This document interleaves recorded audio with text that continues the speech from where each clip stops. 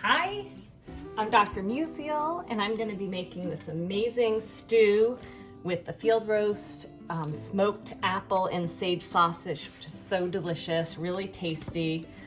Some lentils and butter beans for protein, and a whole package of baby kale, super packed with vitamins and delicious antioxidants. And here's how. So first we're going to turn on our heat and heat up our Dutch oven. This nice heavy set pot keeps the heat and doesn't burn things. And I'm going to take off the ends of my onions and chop it up. I'm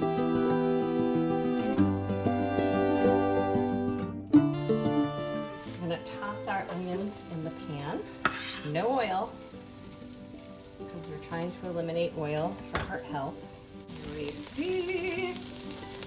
As it cooks, it's going to release juices, and it will cook in its own juices without the need for oil. If it does start to stick, we can add a little bit of this veggie broth. So while that's cooking, I'm just going to mince up this garlic. And when the onion's translucent, we're going to add the garlic to the onion. You can see there's a little browning in the bottom of the pan.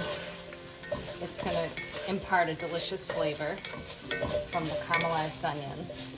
And now I'm just going to toss in the garlic and give it another minute to meld the flavors of the garlic and the onion, which both have been shown to have a lot of anti-cancer effects. A lot of research has been done in the allium family. These are two of the vegetables in the allium family, along with leeks and shallots, chives. But the most research has been done on garlic and onions, and they're also heart healthy. So now I'm going to add a little bit of veggie broth to just deglaze the pan and get those little brown bits off. And those are super flavorful. The next thing I'm going to do is add my sausage, which this is the Field Roast brand. They have a couple different flavors, the smoked apple sage. They also have an Italian one. And I'm going to open these up, cut them up, and then add them to the onions. So now I'm just finishing cutting up the sausage.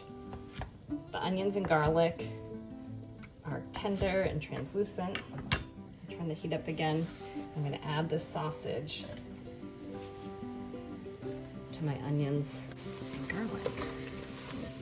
I'm going to cook these until they're brown. All right, so now that these are cooked through, my tomatoes and a box of broth. I usually like the low sodium broth, especially for anyone with high blood pressure trying to reduce their sodium intake. And if that's not you, you can always add a little salt afterwards.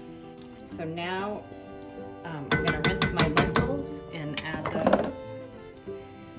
And if you use the pink ones, the red ones, or the yellow ones, they're more mushy and will give the soup more of a thickened texture rather than like distinctive lentils.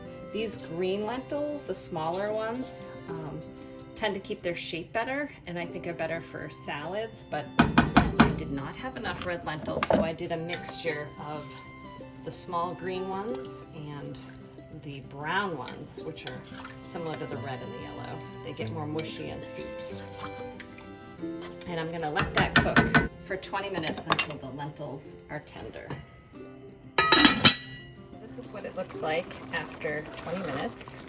It's boiling away. Probably turn it down to a lower simmer. And I'm just going to taste test it to make sure the lentils are tender. All right, now that the lentils are tender, looks delicious, I'm going to add 1 can of butter beans, which are these big fat beans. They're full of protein and vitamins and fiber. And I'm going to add a whole box of baby kale, which is 5 ounces. Super rich in vitamins and antioxidants. It's considered a cruciferous vegetable. It has anti-cancer effects. And I'm going to just mix this up and let it cook down. It's actually gotten very thick because the lentils have absorbed a lot of the water, so I'm going to add some extra water. This It's a cup of water. I'm gonna let that cook down. All right, it's been about 5 minutes on a low simmer, and the kale is wilting down. Does not need to be cooked long. The longer it cooks, the less sulforaphane will be available. That is the compound that's found within all cruciferous vegetables that make it a superfood, one of the many reasons. It looks like there's hardly any kale in here now. Isn't that funny? And that's it. This is done. I'm not going to cook it any longer than that.